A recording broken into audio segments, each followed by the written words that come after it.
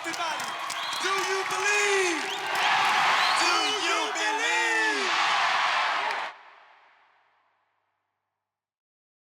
Doors closing. Please stand clear.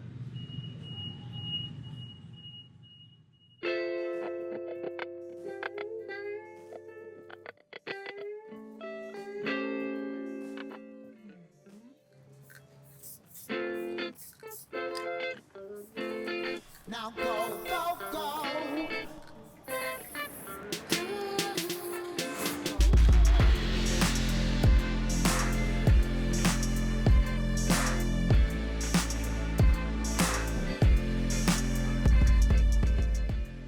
Now, graffiti start off as a good thing. I still think it's a good thing, but it was just us against the system. A king is persistence, dedication.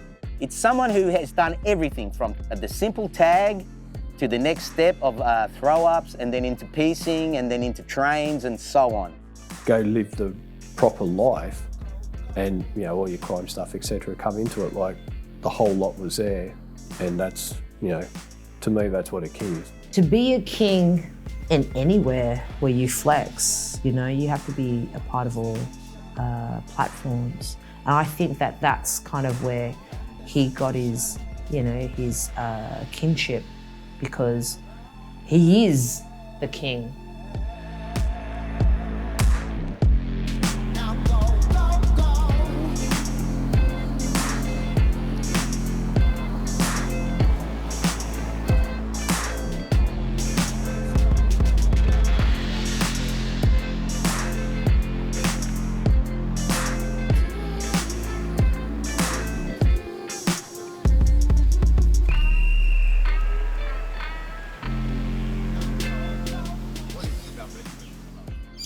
Oh, the drama, the people, a lot of good people around here, a lot of dickheads too. It's a pretty rich community in ways like the rich are here, the poor are here.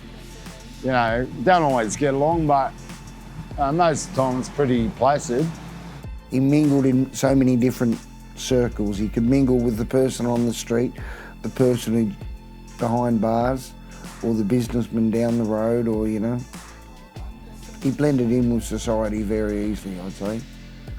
When you've been drinking a pub with a bloke for 30 years and you've never had a blow up, well, you know, that's like family. So there's so much of that camaraderie around, and like people will help people out in fights with other people if they know them, and you know, someone's been disrespectful to an old bloke, someone will pull them up, a young bloke. You know, there's so many things that makes it what it is. Most of the people around here are generally caring. It's the blow-ins that are a problem, because they're the ones that don't know one, and they think, oh, because it's Redfern, I can party on and do what I want. And, you know, it doesn't matter. But it does matter, because the locals watch them. I'm like, who the fuck are you, bro? You're not from around here. Redfern is a backup community. It always will be and always was. It's about support, it's about community, it's about families. Everyone comes from a family, there's always connections, and there's ups and downs and good and bad. But the main thing is, everyone here knows that everyone's in the same boat.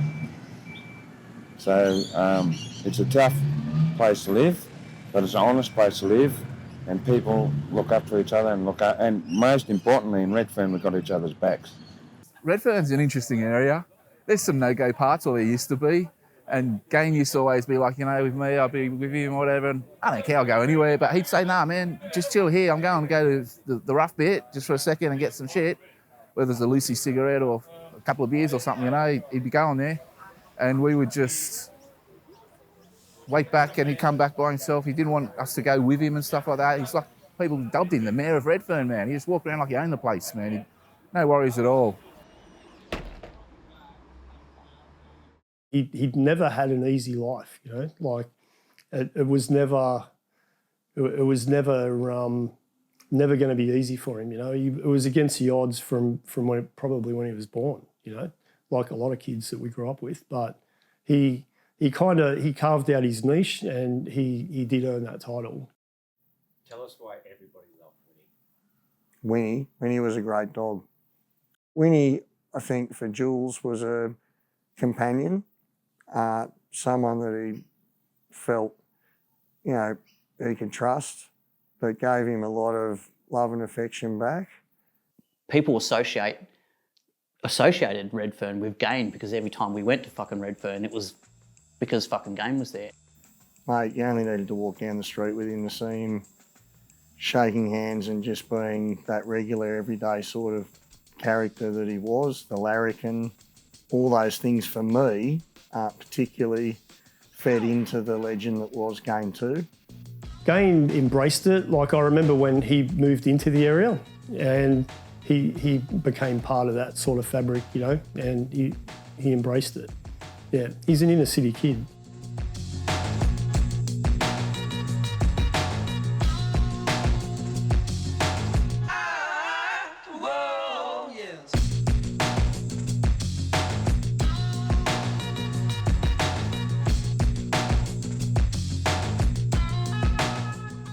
My favourite shit of Gane's is his drawings, like the stuff he did in sketch pads, which, you know, a lot of that stuff hopefully will come out, like, eventually, but like, because he's done a lot of stuff in a lot of people's black books and stuff like that.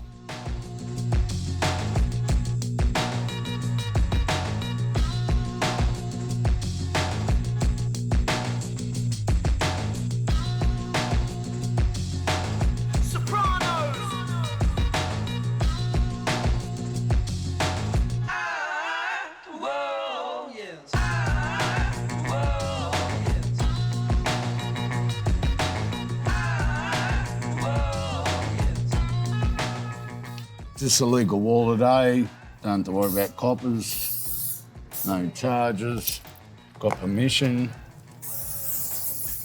Graffiti, you've got a worldwide art form that you can go to anywhere in the world, to the back end of, you know, Alaska or some bloody place that, you know, is in the, you know, wherever, and there's a person that does graffiti. So since the 80s, since probably the 70s, when people really first started painting whole cars and trains and doing those things in New York, people started wanting to do that in Australia and in Europe and all over the world as well. Some of the earlier, some of the older guys in the Australian scene have kind of watched, and all of us that are, you know, sort of a certain age have kind of watched this underground subculture kind of take over the world to some extent, and have been involved in it since its very sort of inception. It went without saying the graffers were like almost the heroes of the scene in some ways. The people who were known for getting up and really, you know, sticking it to the system in that way that hip-hop is so proud of. Graph is an expensive hobby.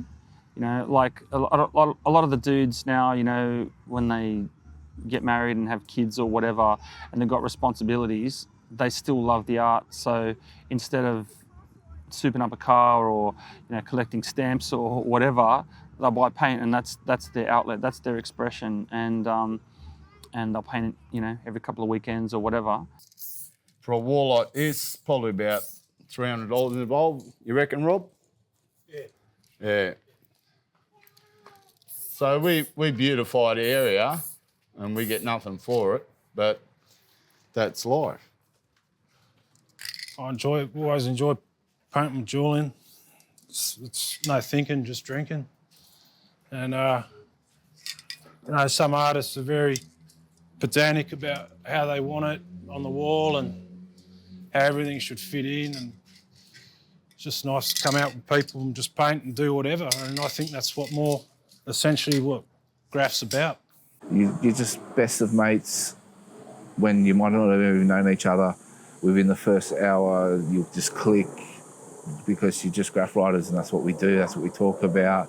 It's hard to explain to people who don't know, but, you know, it's like people into music or whatever, people into whatever their passion is, because it's not just something we do, it's like how we live. It's an interest that never dies. I don't know, I think it just becomes part of your life after you've been doing it for so long. We've all made lifelong friends in this little subculture. I've got mates in this that I've been friends with for almost 40 years now, so he was one of them. when I looked at it back then, it was all the kids that were misfits. So we made our own little group and we fitted in together. So we didn't care about, you know, anyone else. So from the start, we just made our own little group and we kept it like that. And then it just evolved, and then it sort of, thank God, after a bit, you know, in the 90s, it started to get accepted a bit, but first generation, that's how it was. Well, it started about 3 years ago. So it's all about breakdancing and the group names and just the fun of spray painting. Graffiti was a big role in my life. I've got friends that I've known for 30 years, still to this day, and we still paint. He is a first generation writer, for sure. I look at them, those guys, 82, 83, 84. That's your first generation writers. You know, everyone else after is just everyone else after, you know what I mean?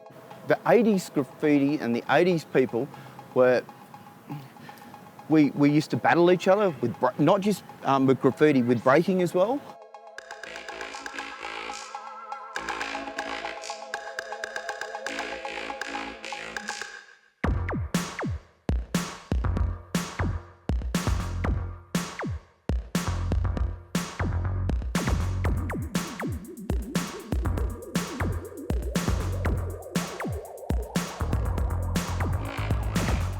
Instead of stabbing each other, we break danced.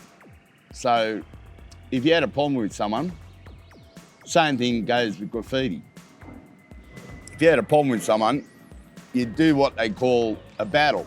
You'd challenge them to a battle. So therefore, artistically wise, you would perform whether you're a break dancer or you're a rapper or you're a DJ or you're a graffiti writer, your best.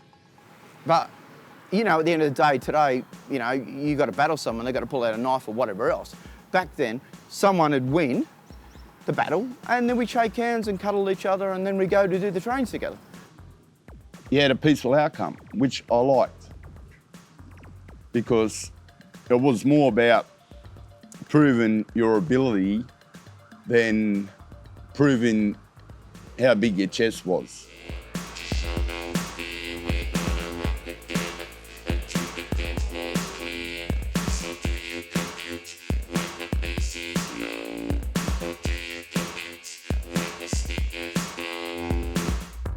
Breakdancing and hip hop, later on graffiti and crime, was like my family, because it didn't matter if you had pimples, didn't matter if you were black or white or pink. The hip hop culture itself, I don't think there's anything that I've witnessed that that goes further into breaking down social barriers, right, between people than being a participant in a subculture like hip hop. We used to have breakdancing crew names like Eastside Rockers, Black Connection, Electric Boogaloos. So we would do graffiti to write that up. Initially, there was a few music videos that came out. There was a song called Buffalo Gals, which a guy named Malcolm McLaren made. And then some movies came out. There was one called Breakin', which was sort of a LA sort of take on hip hop culture, and then Beat Street, and so yeah, we just go to the cinema and just watch these movies over and over again, and just the kids in the neighborhood, we would like try and do what the dudes were doing in the movies and backspins, and you know, every neighborhood had a crew and we would battle other crews and travel around to battle people and yeah, leave our mark in graffiti as we went. Once you watch Beat Street and you saw the trains they painted, it was just like, gosh, man, I want to be like that. You know, we're 15, 16-year-old kids, even younger. Back in the 80s and the 90s, we didn't have the internet or anything like that, right? So anything that touched on our subculture was red hot, right? So when Countdown did like breakdancing specials or anything like that, people would tape them and then like the VHS tapes would get sent around everywhere. I think there was like one copy of Star Wars that somehow made it into like Melbourne, that then got copied to 7 different times, then ended up in Sydney and then came to Perth, and then and these videotapes were just getting sent around everywhere. There was no internet or anything like that. You evolve as a graffiti artist from actually scribbling your name, you know? And what a lot of people don't understand is, well, I know a lot of people don't like it, is tagging. Graffiti, in effect, is a bit like it's a narcissistic sort of a hobby. We will be here forever. Do you understand? Forever. Just riding the train to school, used to see, you know, tags going past the yards, just to go past Waverton yards when I was a kid, all the way from Artarmon to West Ryde. I used to go to school at West Ryde, and so just to see all the tags there and at the yards and on the trains, and a few kids at school were doing it, older kids, and yeah, just picked it up from that. When I grew up, we were told not to tag graveyards, places of worship, houses, stuff like that. Public property was fair game. They'll never understand it. They just see it as scribble, but I mean, there's so much style that goes into a tag. A lot of names are already taken, right? So you can't take someone else's name, right? So you've got to come up with your own name. So first of all, you've got to find something that's not taken, but then again, it's got to be cool, because you don't want to have a whack sounding tag, right? So you've got to have a cool tag. Then you've got to write it in a certain way that you're going to have to get it good. So it's going to take months of getting that down pat. There's probably more put into getting that tag right than actually doing a piece or doing a panel, because by the end of it, you're just, you know, doing it in a much bigger way, putting it together, and it's learnt. You know, 10, 15, 20 years down the track, you can do that part properly without an issue, but it all comes from the tag. If you never got that tag right, you're never going to start doing pieces. Before I could actually go out and steal my paint and put it out on the tracks or on a train or whatever, I didn't want to be embarrassed about what I was doing, so I'd want to get it down pat first. My tag now, I had a few different tags when I was a kid, you know, like, you know, when you're a bit young, you're a toy and you got to start somewhere sort of thing, and yeah, just had different tags up until the tag I got now, and so yeah, went through a different couple of tags. Everywhere you went, there was a Gane tag. Didn't matter where you went, there was a Gane tag. You fucking go down the road, there's a Gane tag, here you go. You'd be in Penrith, you'd be in North Sydney, you'd be in Hornsby, you'd be down at Cronulla, and there's a Gane tag. It was impossible not to see Gane's tag friggin' everywhere, right? And Tavern as well, like, and those guys, like, but Gane really dominated those inner west streets and quite a lot. No one gave a shit. It was just like, you wanted your name up, and you want to be, you know, want to be seen. I remember once when I was about, I don't know, we were about 14, 15, I went with an uncle to buy a second-hand car along Parramatta Road. And we were way out west. We must have been out fucking Parramatta or something. And we were stuck in traffic. And I was a rider from Bondi, you see, so I don't know. We were just out west. And as I was sitting in the traffic, stuck there, I seen a truck come past with a Gane tag on it. Now, I knew the guy, and I knew if this guy had come this far with that tag, he must be getting up. I remember my happiest times when I was like from 10 to fucking 18, 16, probably 86 was my best year that I remember. Vogue crime. So common that many people don't even think of it as a crime anymore. I get a kick off, you know, I like doing dangerous things, but having fun too. You won't see 16-year-old Julian Neal's name on walls, but you can't miss his tag. Gane, left like a calling card all over Sydney. In those gangs there is violence, there is crime, that's right. There's drugs. Yeah, we're not all angels. It's part of Sydney graph history, that video. That clip was one of those things, and that's why it still survives now, because someone taped that, right, off 60 Minutes, and then it got taped a couple of different times because people are obsessed with it, and people would record it and record it and record it, and we get shared around tapes and tapes and tapes and tapes. And Gane just got like king status from getting on that TV show because, you know, like he was really laid back and cool as well. And it was awesome. It was a trip to see him on TV, like on mainstream media back then. I love it. I love that doco because it shows Gane in the yards, painting trains, shows Graff Squad, shows his mum, shows all the mad things, and it's like a miniature little documentary. Who's doing the piece? I'm saying you should move over a bit more. Just a fraction. You watch it now and you laugh, you know, Gane on there. He's still the same person. You're telling the dude off, well, I don't know, fucking fix it up. Like, put that, you know, Jesus. And then when you get to see him, like, you know, Gane and client, etc., that was on the video, and you're listening to them and you're watching what they're doing the panel, doing the piece, etc., and, you know, and Sandy was on there and that at the time, you think, oh, fuck, his mum calls him Gane. Like, oh, wow, that's, you know, that's so cool, you know what I mean? I think Jules spoke well in there, and I think it showed that, you know, the graffiti culture was pretty much a family, and yeah, I was pretty proud of the interview myself. Like, proud of him being on the show. There was nothing on there that I was ashamed of, Ring. I think it was good. Yeah, I don't know. I remember we all just was like, oh yeah, we got to watch it type of thing, and I don't really know what thoughts I had back then. I mean, you know, I knew his mum, I knew him, and I remember thinking something about his mum because his mum and my mum were like kind of known mother figures in the scene to a lot of writers, you know. I thought it was pretty cool because, like, I knew his mother Sandy as well, and that's something that she would say, you know, like she would stick up for the kids like that. You know, she was an awesome mum. Like I had a lot of respect for Sandy. She was cool. The worst thing they probably could have ever done, public and TV and that, is put all that type of stuff on the news, because all it ever does is make you want to go do it. You're like, well, if they're getting their fame from it, I'm going to have my go at it. I think anything that was on television, like they tried to put these things in a bad light, and it failed miserably.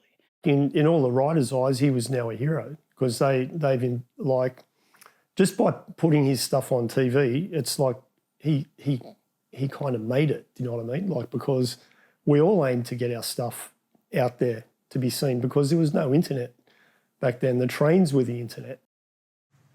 You know, they saw Jules, everyone knew Jules, and yeah, it did, inspired kids, inspired people. And I think that they were trying to work against us, but they worked with us because they created a big opening for Graff, and everyone wanted to be part of that. Everyone wanted to see that, you know? And yeah, it did. It was like a fucking big door opening and say, here we go. They're serious about paints, pens, and appearance. Clothes are part of the cult. The right label jacket and designer running shoes. The more expensive, the better. What they can't afford, they steal. Yeah, I've stolen clothes, you know, since I've been bombing and that, but now, you know, I buy clothes, I work, you know, so I don't have to steal. Amanda Neal, Julian's mother. You asked me where they get their clothes. I'd say most of them would probably do what they call racking. You know, they rack their clothes. Steal it. Yeah. A lot of people would say that really it's the role of a parent to stop their child breaking the law. That's a fundamental thing that a parent does. That's right. Some to the extent where it encourages the child to break the law. But it's against the law. Right. According to the judicial system, not necessarily the game or his friends. So where Jennifer Byrne tried to have a go at, or not have a go, but tried to say to Sandy, but it's a crime, it's against, it's trying to sort of push that point across, it was sort of where it failed on him because, you know, Sandy sort of, you know, she backed the son up at the end of the day. Instead of just saying, oh yeah, it's a crime, yeah, you know, and sort of thing, she was like, well, no, you know, don't have a crack at my son, don't have a crack at my son's friends, I'll back him up. Like, yes, he might not be doing the right thing, but don't have a go at him. Yeah, she definitely commanded it. You know what I mean? She was wise. She was on top. She was on another level compared to the reporter. Because she knows the reporter will try to always bring you down. They'll always try to divert the conversation to what they want. You know, you look at 60 Minutes, you can clearly see, you know what I mean? You can clearly see who Sandra was and who Sandra was up until when she passed. I just think that he was so real. Like he speak what he feels and what he thinks and what he believes to be true. Like it wasn't a pretend or try to be someone else or say something to impress anyone. It was just Jules being Jules. Traditionally, at that point, adults for us were the people who were against us. So to see him and his mum there, and that's why his mum's appearance and what she said there was actually so special to a lot of us, because for us, every single adult was against us. There was no adult that was with us. They photograph to show in their brag books, swap around their mates. In this War of the Walls, Sergeant Tony Snow is fighting on the other side. He's with the Transit Police. Every piece of Sydney graffiti ends up in his files. As having for the graffiti squad, we already knew of Snowy, the graph squad, and Andrews, but Snow was on it, you know what I mean?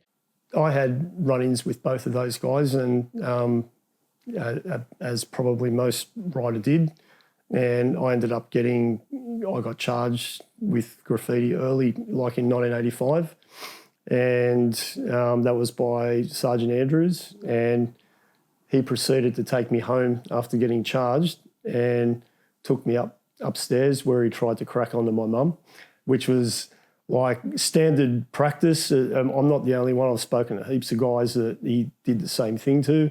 The video tried to make Snowy and that out to be like, we're out to do this, but all it made Snowy look like was, this grumpy old man that couldn't catch a kid that was 15 or 16 and, made him look useless at his job, basically. That's their job. That's what they do. Just like today. Like it's very hard to pick a graffiti task force member these days. They look like lads. They all got fucking Nikes on and Nautica and backpacks and hats and fucking dressed the same as us. They're starting to learn, They can infiltrate us.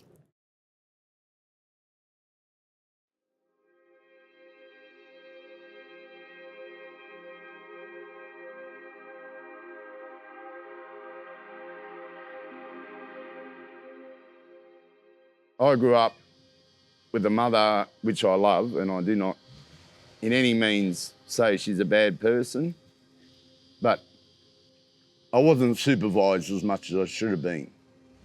So I found myself being in motel rooms for like 3 days without seeing my mum and having to fend for myself.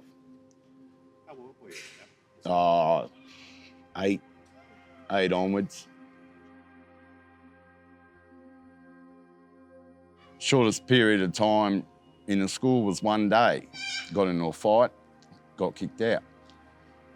And the reason for that was because my parents were drug addicts, so we were constantly on the move. All I know about my father is he was Maltese, he was in SAS, and then he was a biker. Did life he pistol whipped a security guard on an armoured guard van. When I was born, my mother took me into prison to visit him. It's like, here's your son. And he's done the right thing. He said, well, I can't run the ball up. I'm going to be here for the rest of my life. So he says, darling, do your best. So then my brother's father comes into play. Good man, ran the ball up for me, looked after me, raised me as his own. From memory, if I remember correctly, when Jules was about 15 or 16, he got him a little bit of work in the car yard, helping him detail and spray paint cars, because my father, blood father, and his stepfather, our father anyway, but he was pretty much a self-taught spray painter and detailer, so he'd bring Jordan in and those sort of things, and if he got into some trouble, have a little scuffle and just mainly little petty stuff in those days, he'd go and have a talk to the police and try and get on their level and sort things out. So yeah, he showed Jules a lot of love and respect. Sandy was awesome. I got to know Sandy well. Like, put it this way, hanging out with Gane, like all the times I did, Sandy cooked dinner for you, make a bed for you to sleep. She loved Gane, you know what I mean, and he loved her. I know it was just it was just special. They had a special bond. It is dangerous down there. People that work down there 25 and 30 years have accidents. But his contention is that he's immortal, I guess, like most 17-year-olds are immortals, right? It's a matter of getting a tag on each line and each division. It's called going all city. I can only laugh to keep from crying, because what happens is that I don't really think he knows how silly that sounds. He's going all city. I mean, to what end? And when I ask him, he says to me, well, just so people see it and they know who I am. In Star Wars, the documentary, Scheme had his mum on there, so to us it was like kind of this thing. But in Scheme's mum, she hated it, so with Gane's mum, she didn't give a shit. She was already hanging around high rollers, and there's certain things in a lot of shit and crime going on. Do you know what I mean? Gane was all around it. She was wise. He was very much like her son, you know what I mean? She also had a lot of respect. She was well respected in King's Cross. My wife knew Sandy as well through different parts of life, and they were locked up together anyway. Sandy loved me. Sandy was very welcoming to me. She fucking opened up her home to me. When I bash fuck out of somebody at the front of her house, she still loved me. If we went out and did something stupid the night before or whatever, we'd come there, we'd tell Sandy, and she'd be like, what are you doing? Wake up to yourself, you're an idiot, and you didn't want to hear that from her because you'd feel like that big. My better memories of her towards the end, which in some ways may be better, because I think she probably softened as a person. I don't think she was a bad person, but I know she unfortunately had a few heavies types of people, as far as I know, even people of the likes of, from the Nettie Smith era and the Chopper Reeds and all that. I believe she may have been fairly friendly with Chopper Reed and people like that at one stage, which was all right. They had their bad points, but even people that are in that sort of life, they've got their good points too. They obviously had respect for her because they never did anything to her. It was all right when my mum and dad were together, but then when my mum and dad split up, which was probably for the best, because they probably would have killed each other in the end. My dad took me brother. I was asked, where would I go? I knew my mum would end up killing herself if I wasn't with her, so I took the blunt end of the sword. I just didn't spend a lot of time when I was younger because her and my father had split up, and I still saw her, but she was in our hospital for a lot of illness and that too, so I didn't get a chance to see her in home. Sometimes I'd come down, you'd visit her in hospital and those sort of things, but yeah. Yeah, I saw her later on in life as quite a loving person, and she was still probably putting up with some of the crap from, some of Jules's mates. Are all right, but, just the partying and that, because he was a bit more heavy into the drinking and that then, but she was quite welcoming into everyone and a kind person as far as I remember. She just didn't want us to fall into those pitfalls she's seen of other guys before us, obviously, and she wanted us to do something better in our lives and didn't want us to fall down, so she's basically telling us what we really needed to hear, you know what I mean? Or someone had to, and she was really good.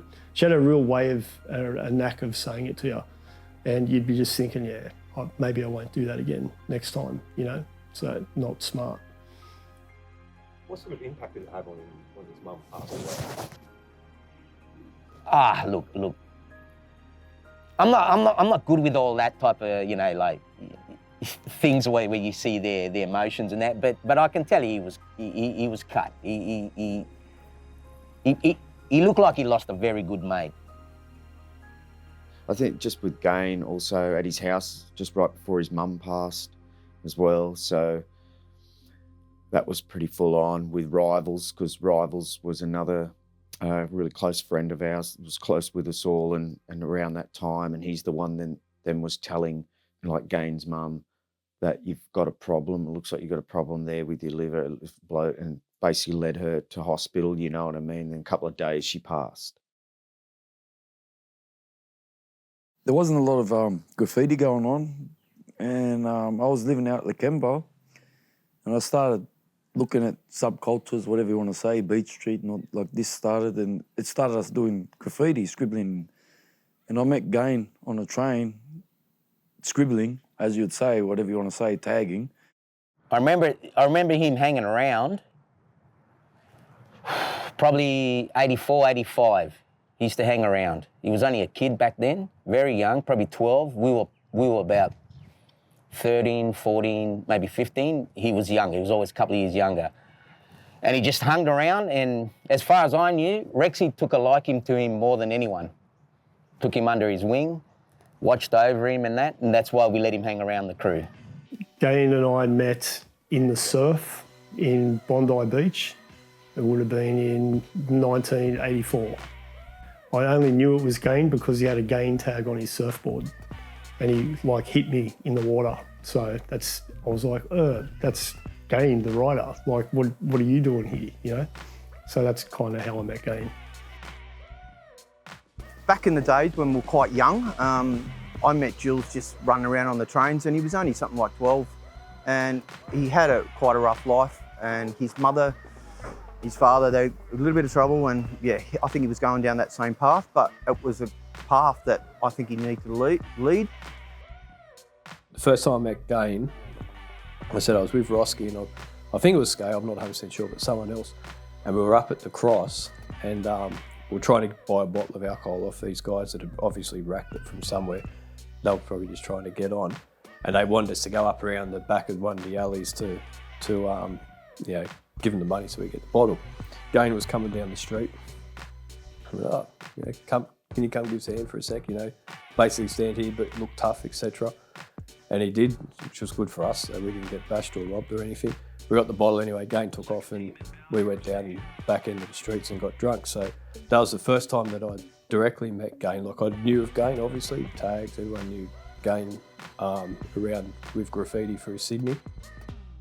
I first met Gane in the 80s up at King's Cross, and you know, due to his lifestyle and everything, he was up and down William Street, you know what I mean? So, and hanging around some, you know, colourful characters. I met Gane, I reckon it would have been in 1984. You used to come to Martin Place, Def Jams, I used to put it in Martin Place. You know, when we used to run around looking for a power outlet in Martin Place back in 1984. I'd take a big sound system out there. And, you know, hip-hop was obviously new. It was a new thing, you know what I mean? Beat Street and all that sort of shit. When I first got into graffiti and finding out about who was the kings of Sydney and stuff, and the people who came before me, and I heard about Gane, and yeah, Score told me about Gane and said, you know, you got to meet this guy, we got to meet the kings if we want to be kings or whatever, and he introduced me to Gane, and I guess the rest is history. I think it was down at what we used to call at Circular Quay. It was in our mid-teens, I know that. And I remember seeing Gane too. Before I ever met Gane, I saw an interview with Gane too in Stealth magazine, where he had been voted the number one Reader's Choice favourite graffiti artist in Australia. I remember catching the train. I was changing trains at Strathfield, and I met Gane and a bunch of other dudes, and they just knew back then if you had sneakers on, you were a writer. That was pretty much it, you know. And yeah, I caught the train with him, and we were just bombing the inside, and yeah, he did a hangout, and that's the first time I'd seen someone do a hangout, hanging out of the train, like riding on the outside. Going to different shows and, you know, drinking at the pub or whatever, etc. And yeah, that's pretty much where the friendship started. So it was a good few years ago. So that kind of was the beginning of my connection or understanding of who Gane 2 was, and then that was my pathway to my brotherhood with him. He knew when to step in and say something to you too. You know what I mean? If you're going bad or you're going downhill, going on a downhill slide or whatever. So I think what made him such a good friend, that he was just always there, you know, always.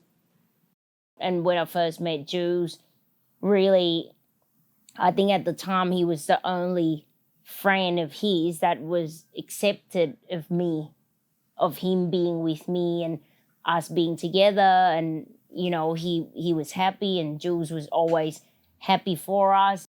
Explain to us what makes Jules such a good graffiti writer. His commitment, his love. We've got a lot of people in Australia that practice multiple elements. There'll be graffiti artists, there'll be DJs, there'll be MCs, and there'll be all of those things like all at once. So people wear a lot of different hats in the scene in Australia as well. So it's kind of unique, I think, in that respect. You know, there's a lot of guys in the 80s who slowed down and moved on to other things, or moved away, or, you know, crime sort of got the better of them. But he didn't stop painting, you know, and there's not many guys who can say they painted for as long as he did. Certainly not in Sydney anyway. A lot of people have fallen away, but there's still sort of a remnant of the old school dudes that have remained active, you know. There's quite a few that sort of stopped painting for a while and got back into it, you know, at a later stage. But yeah, but Julian's been one of the guys that's just been consistent all the way from back then, you know. Everyone's slant on what they do in their particular, like their artistic endeavour or whatever, they're that because they're that person. They've had that upbringing, they've had that experience, they've had, for good or bad, they've had things happen to them in their life and it's shaped them. And you got to be true to yourself, and he was true to himself, mate. You know what I mean? And that's what made him a good writer. You know what I mean? He was up everywhere, man. Gane tags were fucking everywhere. There's gonna be fucking Gane tags for the next 100 years. You'll find fucking Gane tags around Sydney. Gane's style, man, I guess it was just straight gangster, man. He always did characters, you know, dudes holding guns, fat texters and shit. Just looked mad. He kept that gangster style to the graffiti more than the sort of arty style. He kept it street, kept it gangster, man. That's what I really liked about it. Older writers have always been ahead in style. There was a thing about Jules where, like, he just commanded respect everywhere he went, right? Like he definitely he had an aura about him. For a title, king has to be given to you. You can't call yourself a king, you know what I mean? It has to be given to you by your peers around you. And what we mean by king is, in hip hop, we've kind of taken the concept of royalty and repurposed it, but we've appropriated it to relate to skill. And not just skill, but participation and longevity as well. A king, I mean, he was the true essence of that in that area. He was a people person. He was. He knew where he came from. He was very grounded and humble and had great levels of respect for everyone. He deserved it because he did a lot. He was prolific over like a number of years. So to be like a king, like you got to do a lot. You got to have. He was known to have good hand style. Like he was known as a really like awesome tagger. He experimented with little bits of wild style here and there, but like most of his pieces were quite public. Like you could actually read them quite well. And he's prolific in it. You know what I mean? Like you can't people don't know him, but you say his name, they know him. You know what I mean? So. And it's a respectful thing. It's a different thing because it's more of a respect thing for Gane. So with Gane, definitely a king, and a king of generations of writers. So you got to understand this guy's been since the early 80s hardcore, and he's still hardcore. Just look at it like an old knight, you know, an old king and knight, and he's gone through war battles. You know what I mean? And he bears the scars and so forth, so on the armour and everything, you know. And when he walks in, people follow him, and everyone calls him a king. Painting with Gane is always fun. You got to get him out of the house. Maybe try and get him out of the postcode. And then when he gets there, you know, he's a bit of a grumpy bum, usually, you know, a bit grumpy. And, but yeah, he gets it done.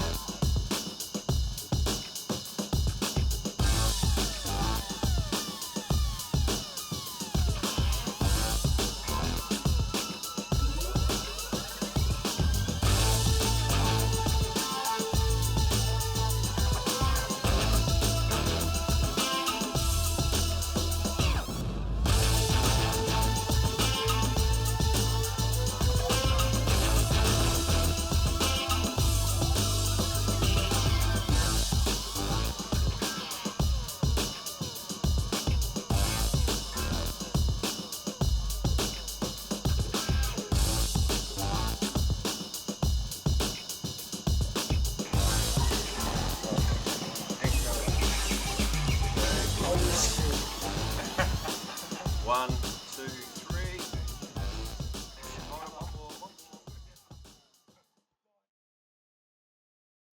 What do you think sets Sydney apart, the graph scene in Sydney, as opposed to, say, Melbourne, Perth, Brisbane? Yeah, well, that's a good question. That's a very good question. I always say how Sydney is so different from every part of Australia, as in Brisbane, Melbourne, whatever, is because it's very tribal. Where do Australian artists stand on the world graffiti stage? Australia, we're the best in Australia. We've been bombing since like after New York, and that's it. And Sydney and Melbourne, like, you know, you have a look at the panels that have been getting done here. How many panels have been done since back in the day? You know, no one can hold a candle to Sydney or Melbourne, in my books. And Sydney's on another level when it comes to crime. So, you know, Sydney's even a bit more full on and then, you know, Melbourne's sort of getting that now, a bit more criminal, but, you know, I don't want to sound bad, but that's the way Sydney's always been half crime, half graffiti. The four elements of hip-hop are breakdancing, graffiti writing, DJing and MC. And then there's maybe a fifth element, crime, if you're from Sydney, man. And that had a big fucking influence into it. It's sort of like the trespassing, breaking and entering, that sort of stuff comes with being you got to be sneaky to be really good at graffiti. And you learn skills as a result of your graffiti that then leads you potentially onto greater endeavours. So the Sydney graph scene has kind of a dark side to it as well. Sydney's always had that, you know, grimy sort of past in its own way. It's bred in Sydney itself. Sydney has been it's brutal in its money and real estate and things like that, you know what I mean? I think it's bred in Sydney itself. You know, so there's a lot of things, there's a lot of dark sides to Sydney, and that comes through the graph as well. And with that attitude, I think that's the problem it has. It's very individual, no one unites, no one gets together and sort of works on one city, you know what I mean? Everyone sort of just puts up their crew and their names and sort of, it's about them. It hasn't changed. So a lot of overseas writers used to come over and their shit will be capped, just trashed, you know what I mean, like written over. And they'd freak out. They go, no one would do this to my stuff in Germany or France or whatever, you know what I mean? It's like, welcome to Sydney. You know, no one gives a shit who you are.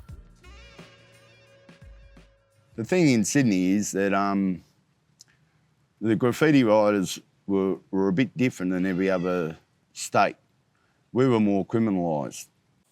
I guess from what I've heard, we are unique a bit. There's crime in every hood, man. There's good hoods, bad hoods. When graffiti started kicking off, we were all street kids. And that's when I left home at about 10 or 11. So every night you'd try and find someone's place. They sneak in, fucking give you a can of baked beans. Sometimes the mums were cool, they let you stay for a couple of months.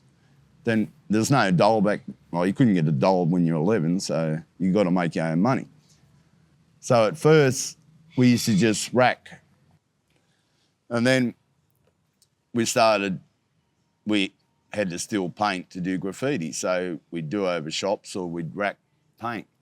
When we all started painting, like it was like hip hop and punk was sort of like, it was like you're going to go and take your own thing, you know? So a lot of kids were from disadvantaged backgrounds, so no one was paying for spray paint.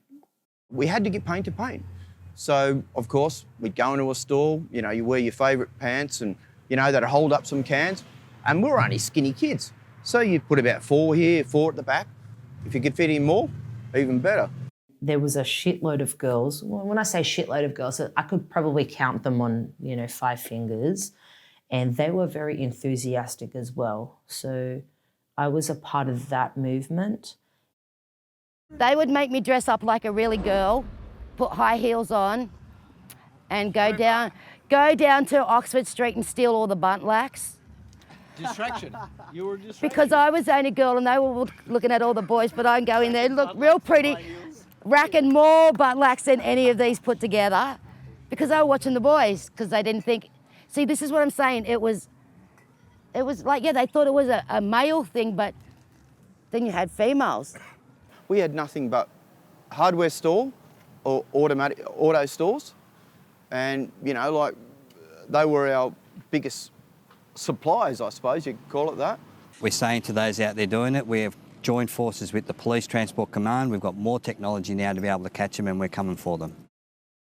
I just get a real, I'll get satisfaction from it, and I like seeing it, I like seeing it, especially on trains or on the train tracks. That's where I really like to paint. I'm not big on the legal wars, but, it's homes on the trains and the tracks, so that's I get a lot of joy out of it. And the mission, I like the mission. I like going out and, sneaking around. You think you're safe, but you're not, because there's trains running at about 60, 80 k's through us and that, yeah? So you got to realise, like, look at the size of a train, look at the size of you. Who's going to win, in that battle? It was called a ghost train. It will wah past you, right? And if you had your backpack on, or your backpack with your spray cans on there, you're very lucky if it doesn't clip you. But if you're on the ground and you have to duck, you say duck, that means like flatten as fast as you can, because you got a train going over at 80 k's. As riders, we were the only element in hip hop that could go to jail over what we did. Yeah. We were the only, so we were really classed as the rebel element. That was their job to catch us, and our job was to outsmart them. So it was a bit of a mouse and cat game. It went into a lot of different directions, like, who got the first first Porsche, Ferraris, who's got the latest Nikes, who's got the latest, Sergio, Lacoste or something, Gant, whatever, clothes, who's got the first 100 grand searching, who's, got this, got that. First went to my first boys' home when I was 14, after I've been arrested a heap of times. First charge was 10 break and enter. I broke into this place to use the shit house. Anyway, I got pinched, flogged. Anyway, doesn't matter. And then started going to boys' homes. I was heavy on the heroin by then. I used to smoke weed, then I went to speed, then I got on the heroin to get to sleep off the speed, and I started using cocaine, so it was a fucking spiral. Just heroin infiltrated graffiti, and a lot of mad riders, man, just went the wrong way, and it was fucking bad. So then when I was 17, on the Habitual Offenders Act again, they sent me to prison. Right, so I'm a young man going to prison. I got into MRC, which was Long Bay Metropolitan Remand Centre. That is where you go before you're sentenced. So I'm in there and we're all hackled up and we're getting off the fucking truck and it's storming. You can't see shit. All you can see is these buildings lit up, like some out of Frankenstein, you know? And I'm shitting myself and I'm thinking, oh, I'm gonna get fucking raped or some cunt's gonna fuck with me or, you know, like a million thoughts going through my mind. As soon as I walked in the wing, I knew 3/4 of them. So I didn't really have a problem.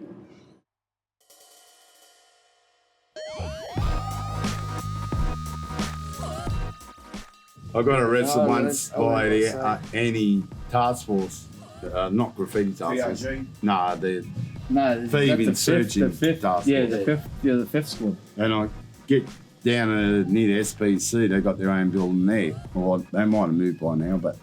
And I went in there and I had like $500 in $5 notes. So I got out of the back room.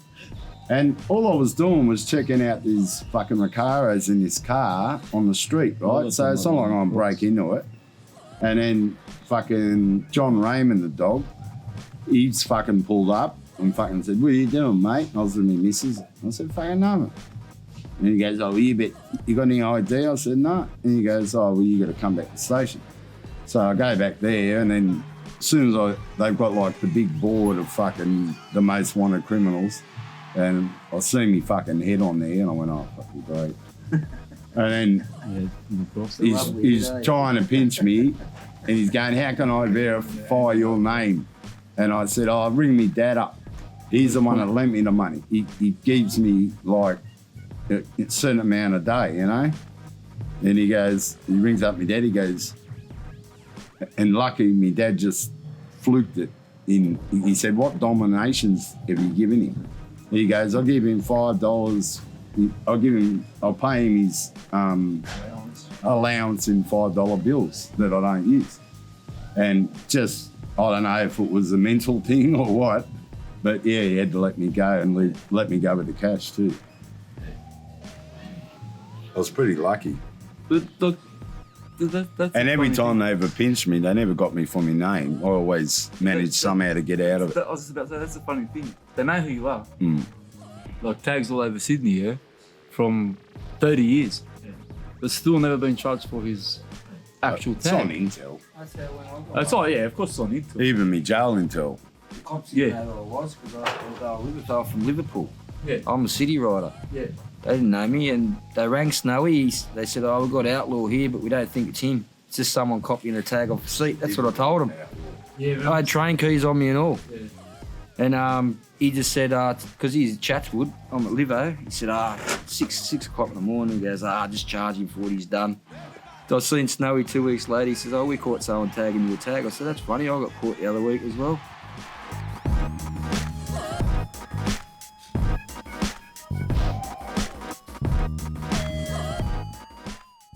I'm pretty strong-willed. It's just that everyone in this area drinks. It's not like, you know, heroin or something where everybody is using. Not everyone's using it, you know. Like, most people drink. Yeah, you know, some of them take pills and, you know, some of them even shoot up, you know, and have a drink. But, yeah, I can't. You know, I've been off heroin for 20 years and there's not one day it doesn't go through my head to school because I know how good it makes me feel. But I get too scared that I'd OD or, you know, I'd lose everything, what little I have again, and I'd go to jail. It got a fair few dudes and yeah, Jules got done by it. I didn't know him when he was on the gear, but I knew him when he was on the Dome and yeah, it was a hard recovery for him. And actually, in the car on the way here today, I asked him, does he still yearn for it every now and then? And he said, every day, man, every day. And he hasn't had it for 20 years, man. And that's fucking hectic shit to have that in your mind every day. It became a bit of an epidemic for a lot of the old graph writers from my era, and a lot of my friends, in particular in Western Australia, aren't with us today. specifically because of that shit. And so instantly I had a lot of admiration for him just through that. When I got off the drugs completely, which is probably like 20 years ago now, I started drinking to keep away from the addicts, you know, and didn't realise I was swapping the bitch for the witch, you know, like actually alcohol's worse for you than the drugs are, you know, does more damage to your liver. So I think I've got cirrhosis 2 now. Yeah, that's what they said last time. So a couple of years, even if I do well and give up drinking. Then I got diabetes when I was about 35. That's all, not too bad. It's manageable, but it's dangerous. You've got to keep on top of it. What is it about addiction, do you think, that makes you continue to drink when you're not Familiarity, your day-to-day routine. I think it's got to do with depression. I think it's got to do with your upbringing. My addiction's like anyone's addiction. Why do people smoke cigarettes when they know they could get lung cancer? I don't know, it's something that brings you enjoyment. Life isn't that exciting without some sort of stimuli, whether it's coffee, you know, anything. I like the way alcohol makes me feel. It's one of my only little pleasures I have these days, except for smoking a bit of pot here and there. He made a huge attempt to give up and to cut back on alcohol. Got to the stage where he stopped going to the pub for a little while. But I think that only made it worse, made him more depressed. Sometimes even if I've had 6 beers and I go in the pub, if it's busy, I'll just go over to a corner window and just stare out the window and block everyone out. And the boys be like, hey, come over here, there's a seat here for you. And I'm like, just give me, you know, give me an hour, I'll come over. And that's just because crowd sets me off. And, you know, some days I'm all right. Other days it happens. Like, even with anxiety, like hairdressers set me off. Bloody waiting in line in the bloody shopping centre sets me off. It's been plenty of times I've even paid for my stuff and I'm getting all confused because anxiety's kicking in. And I've paid for it and then I've ran out and left it. And then I've tried my best for like an hour to go back in to get me fucking shit and just say, oh, fuck it. And that could be like $120, $150 worth of food. And I just can't bring myself to go back in there because it's so scary, you know? And you feel like you're going to die and you don't know if you're having a heart attack or a stroke. You know, most of the times you can tell it's anxiety, but you're never sure, you know, especially when you're getting on.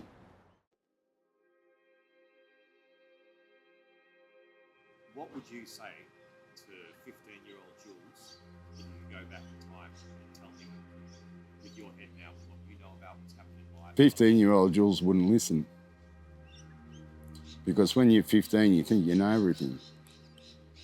And especially if you've already left home when you were young and lived on the streets, you think you know more than just a 15-year-old that lives at home because you've experienced life. You've seen people die and you've slept hard and you've seen people die on overdoses and, you know, like it hardens you up. Being locked up gave me a bad attitude, problem with authority, violence, turned me into a person I probably would rather not be. But as I've gotten older, I've got more control of my anger and I'm more patient and I don't really fuck someone over unless they really deserve it, you know?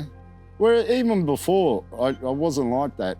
But if someone wanted to start, you know, I'd be straight there, like I wouldn't wait 1 second, you know? But now I think about it more and I'm like, do you really want to do this, mate? Like, seriously? Drink in the same pub, you know, whatever, or a word's been said it shouldn't have been said. It's like, mate, fucking we can go toe to toe out the front if you want. If you don't, fucking I respect it, and I'd rather that not happen. Because when you live in a close-knit community, you run into these people all the time, so you don't want to have to look over your back. Oh, yeah, it's probably hard at the time. You sort of didn't always think about it. I mean, I suppose once someone's in there, they're in there, but I think some of the harder stuff was, he'd come home and he'd be, ripped apart by police dogs, and that sort of stuff could be hard. And often it was only over graff. It wasn't over, killing someone or something, but things happen, I suppose. Like he says in the interview, it was a bit of a cat and mouse between them and the police. So I suppose if, shit happens, they get in the brawls with the coppers or whatever, and sometimes he'd come home messed up, and it was sort of part of it. But I think sometimes when you look at it a couple of years down the track, it's sadder, because when it's happening, it's just happening. But then when you see it later and realise, how many times he's been flogged, or how many years he got locked up and different things, and you think, you think about the pressure it probably had on him, Yeah, you're always on guard, and I think that's part of post-traumatic stress, which I have as well. So being hospitalised and having my jaw broken, fucking eye socket broken, and bleeding on the brain, and fucking get me, I don't worry about that. So is this the main reason you haven't had kids in the past, do you think? Main reason I haven't had kids is because I was always on the drugs, and I was constantly going to prison. And I didn't want my baby boy or daughter to come into jail and think that that's cool, And I didn't want them to see me using drugs in front of them like I had to watch my parents do. Being a gangster ain't what it's cracked up to be, I'm telling you. Like, it's all fun and fucking glory when you're young, and people respect you and fear. And a lot of people get that fucking problem mixed up. A lot of people think that because people are scared of them, they think that's respect. That's not respect, that's fear. Not everyone's bad, but some of the worst of us, and they've done the worst things, keep living, which I don't understand, because we've been through everything and haven't been killed or shot or fucking run over or home invaded or fucking whatever you want to be. You can move on from graft, you can move on from crime, because whatever you do in life, there is another avenue that can open another door, and you can follow that path. Who was the most profound relationship? Which woman did I love more? Yeah, and have to... It's hard to say, because you love them in different ways, you know what I mean? Like, what one does something for you, another one can do something else for you, but it might not be the same thing. But if I said any of them, I'd probably say Lavinia. Julian had many girlfriends throughout his years, and I was very close to them all. Actually, I was very close to them all, and I won't go off and talk about all of them, but I'll talk about one, which was Lavinia Harris, Nia, Cherry. When I first met her, I fell in love with her pretty much, because she was gorgeous, and I was young and she was young. And she was going out with a mate, another writer, because she was a writer as well. And he was a good bloke, and he got killed in a hottie. And at a young age, probably, I'd say we would have been 15 them days. So out of respect for him and out of respect for her, I didn't approach her for like 20 years. She was very stylish. She was funky. She was strong, and she would belt the fuck out of you if you're a man or a woman. And I shit you not, like, I sat there and I saw her belt down men, and she didn't give a shit. And she was so feminine when she did that. She's just so vibrant and happy going, you know. Like, of course she'd get the shit sometimes, but most of the time, mate, she was always happy. And she worked, so she had her own money. That was another big thing. I guess a really beautiful soul, you know, a really beautiful person. You know, like she actually really did see that. And, you know, what we already, because he was my homie anyway. He was my homeboy anyways. So it was really beautiful to see that connection, you know.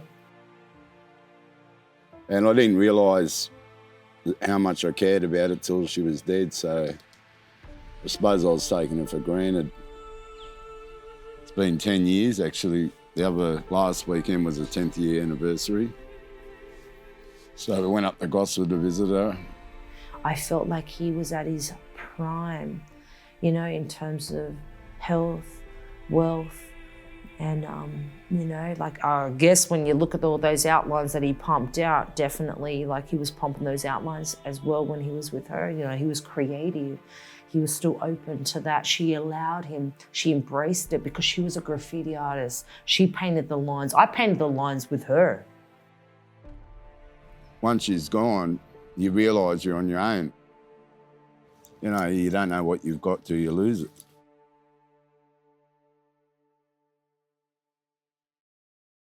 We all saw hip-hop arrive on these shores in Australia over 40 years ago, and we've been living hip-hop for that whole time, ever since, all elements. So make some noise for all of you in the house as well for coming out. So this isn't only a celebration for these two fucking legends right here who have done so much for the hip-hop scene and for their own scene in Australia. And here's a birthday cake for the both. Oh man, both of us didn't actually even want to have that party. We spoke and he said he'd rather just do a dinner with a few friends, and I've been going through some shit where I didn't know if I wanted to be seen and, you know, and all that sort of stuff. My partner actually was like, no, you got to have a 50th, you got to do it, you know. And in a part of me, one or two, you know, and me and Gane have shared many birthdays together. We've done a lot of parties, combinations together, you know. So it would become a normal thing that, okay, yeah, now we're turning 50, it would be silly if we didn't, but then we just said, look, they want to organise it, let's just do it, you know. There's a bit of anxiety there, but I am so glad that we did now, because with COVID and that as well, a lot of people never got to see each other. And this really brought a lot of people out for the first time and really got together and hung out. It's a blessing now that we had that party, you know, because, yeah, like everyone did, you know, would have been a lot of his friends too that wouldn't have been able to get together. There's a handful that were never apart, but obviously with COVID and not having gigs and that anymore, it did keep people apart, you know, more than we ever were before.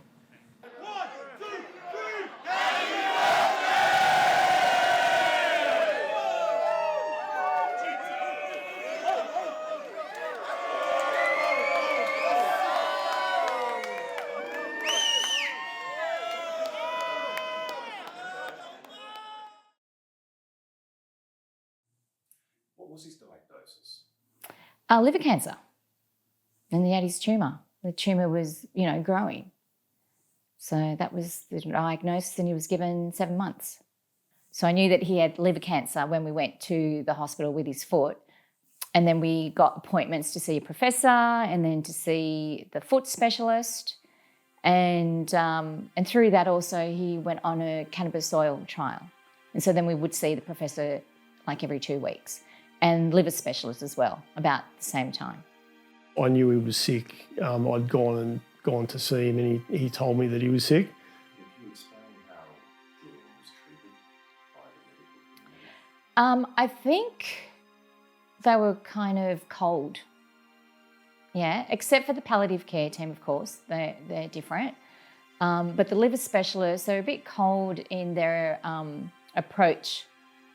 Julian always said, you know, if he had money, they'd probably be talking to him differently and treating him differently. But because he had no money and just where he lived, etc., that he was treated the way that he was.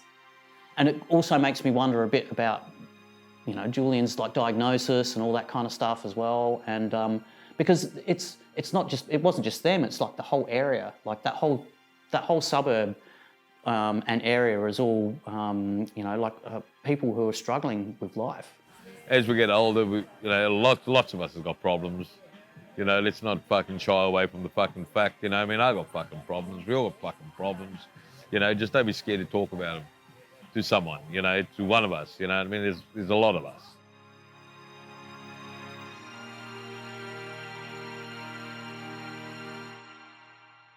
Just walk us through those last 2 weeks. Well, his memory was, you know, failing. It was really bad. He would forget what day it was. He'd forget when I was going to see him. Obviously, he lost a lot of weight. And so that weight loss in the last 2 weeks was quite dramatic.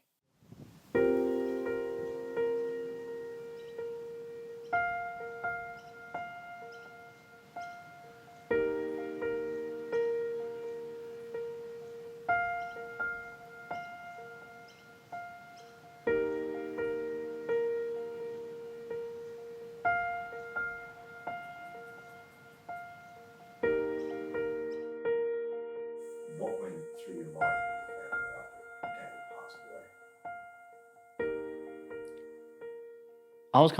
I was surprised. And the fact that I was surprised me because I kind of knew, we all kind of knew that he was going to pass away, but he still seemed kind of invincible. It's like a numb sort of feeling, you know, like even though you knew he was sick and he wasn't in good shape and you knew the time was sort of coming up, it's still like a difficult sort of pill to swallow, you know. And the biggest kicker was Dax only passed away like 3 months earlier, and that would have been the biggest. When he didn't go to Dax's funeral, I knew something was wrong. It was only up at the Redfern Community Centre, and that was when it started to sink into me that this is serious. Even though he knew that he had a short time to live, he still wanted to live. I took that photo just after I think about a week after his party, and that was the last photo that we had together, and I have heard that it was one of the last photos taken again. I was just around there chilling, got another selfie with him, man. I don't know, that photo shakes me, man. I'm still surprised he's gone in a way, and I don't know, like that's just, it is what it is. I took a photo, not for any other reason than just he's my mate, you know? And that's it. I took that photo because he's one of my best mates, man. And even though he was visibly wasting away, like, he certainly didn't have the attitude that he was gonna, you know, he was still living life like he was still gonna live on. What is it about Julian, do you think, that made him decide to kind of go through this alone and not tell too many people? He didn't want people fussing over him. Yeah, Julian didn't want people fussing over him, and I don't think he told a lot of people that he was sick because he didn't want them to know. And also, I don't think he wanted a pity party, and maybe that's part of the reason maybe that he stopped going to the pub at some point, and other than the fact that he just didn't feel like drinking anymore. But it was more of a social thing for him. You know, he wanted to be around people in the pub.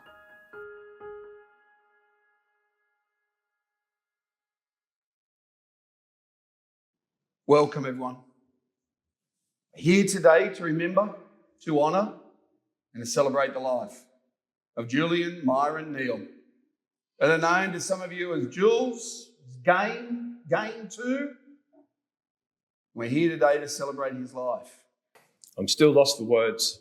Don't know what to accept, or don't want to accept the fact that when I call your phone, you won't answer. When I get off the plane, that your house will no longer be the first stop, that we'll never paint or hang out again.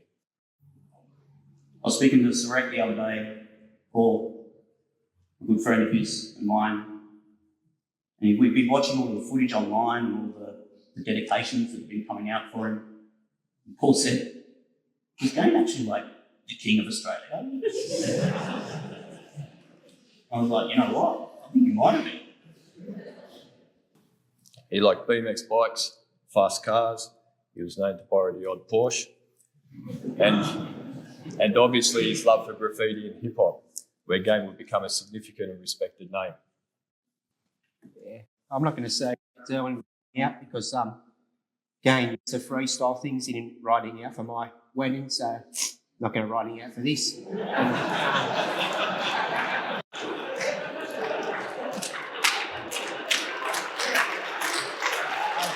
We all love you, Gane. And he was hard to the last. I remember him telling me, he said the doctor told him he had a year to live. He said, "That's pretty good. You could have told me I was going to go tomorrow." He said, "A year still gives me time to do stuff." A good reputation isn't always a perfect reputation. And I'm sure Julian would be the first to admit that he wasn't perfect. None of us are. But we work with the cards that we're dealt, and he worked with the cards that he was dealt. He pushed through, and he was a testament to his resilience. He was loved by a lot of people. And so we're here today, and those who are here in spirit with him today, we say, we'll miss you, bro. Thank you.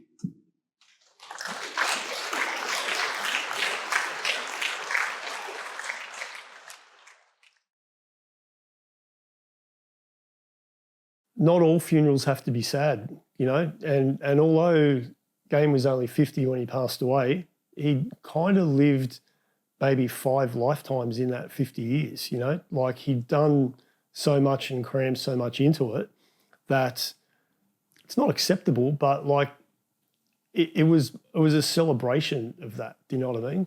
He had a really uniting effect posthumously, you know. So it was awesome to see. Heaps of funny stories, I guess. One of them I remember was doing a gig up at Kinsella's and we're partying on and stuff like that. And as we're coming out, Gane's got into a bit of a scuffle with the bouncer, and I see him shaping up, and then the bouncer just dropped before Gane even hit him. Gane didn't hit him; he was just like shaping up. Oh shit! Magic! What the hell happened? I found out later somebody else threw a coin and hit the guy in the head, and he dropped. But it was so funny, man. Oh yeah, I do remember a story. Because Jules used to be a heavy smoker back in the day. And back at Newtown Station, there was this little tobacconist booth. So he said, "I need a smoke. And I said, we've got no money." He goes, "I'll sort that out." She said, "Come with me." So we walk up to this little tobacconist. 2 Winnie Blue Saints, mate. So, Winnie Reds, put them on the counter, and next thing I know, Jules is gone. And I'm standing there thinking, I'm going to run too. So, yeah, that was just daily antics, you know? Yeah, that was quite good. That was quite funny, yeah. The funny thing for me was the very first time I met him, he thought I was an undercover cop. You know, I mean, that was pretty bloody funny.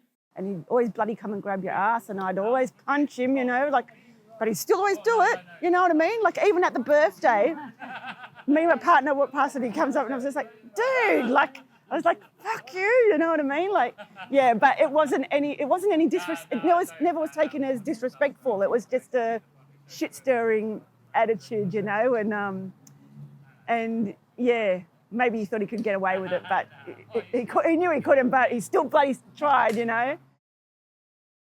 At Christmas times and that, like in the later years, you know, he used to come at my house sometimes for Christmas, and he'd always buy my kids something, and he'd buy me a bracelet, and you know, we didn't have to do that. It's not like we felt like you need to do that for friends, but he always did that, and I remember like the Scores kids as well. You know, he brought presents over to give to them, and you know, he was thoughtful. And in fact, one of the most amazing things about Gane was the way that he was with kids. Like fucking kids loved him for some reason. And so there was a lot of, I remember going to weddings and stuff like that, where all the writers would be all staunch and fucking hanging out and drinking beers, and Gane would be over on the dance floor, fucking dancing with the children, man, hey. Like, and they'd love him, mate. So he was Uncle Gane to a lot of kids growing up. What are we all doing here today? Well, today, guys over here, these vandals over here behind me, the vandals that you call them, what some people might call them, they're doing a tribute wall for Gane. as such a good friend, I just think he was just always there, you know, like, even though he's not here now, like, he's still here with us, you know, like, he just always was always there, and it was someone you could talk to about, like, all things of life. Well, look, he was always there. Like, you couldn't go to a gig, especially to not see him. You know what I mean? It was just part of the furniture. You know, he really supported the scene. Like, he supported people in what they did as well. And so I think that's the biggest thing. He was just always there amongst everybody. Welcome to the ultimate. Twice as fast, twice as furious, twice as tough.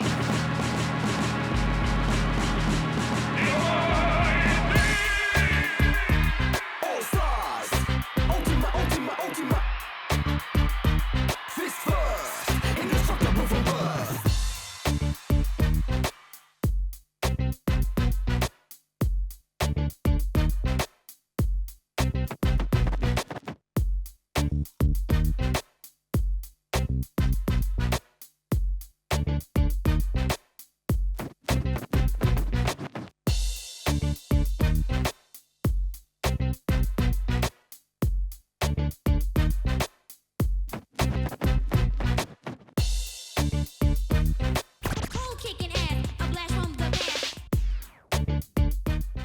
One of the things Gane really feared was to be forgotten, which I think for me is almost like, you know, like an elephant being afraid of like a spider. Like there's absolutely no way that people are going to forget Gane too.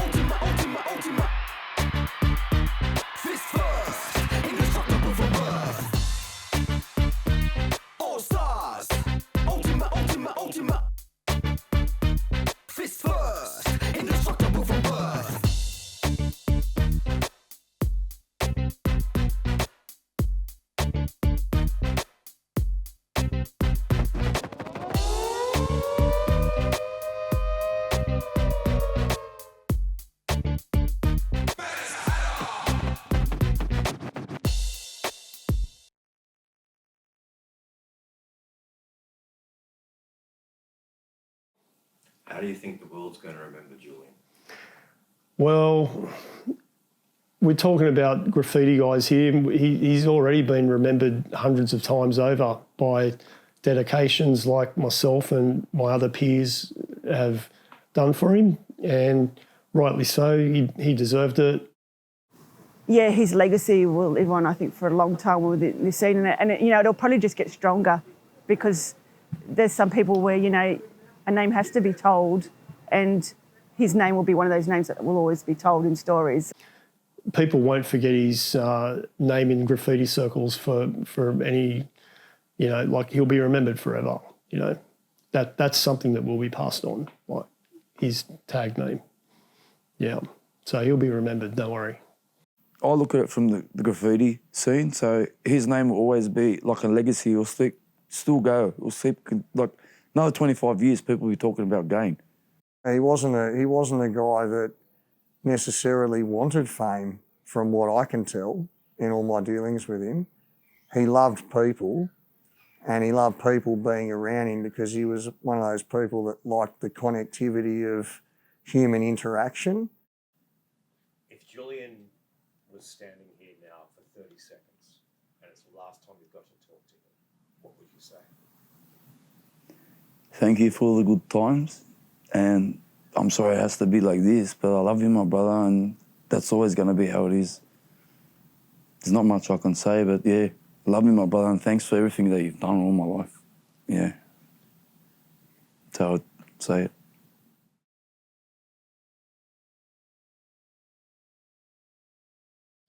For the life of me, I wouldn't change my life, even though it was a bit of a, I don't know, some people say it's a hard life, you shouldn't be brought up that way. I go, well, fucking, no one's perfect, you know? And even with all the drugs and the hanging out and getting arrested, I probably if I could change anything, I probably wouldn't get arrested again. But I wouldn't change a thing. To me, life's life.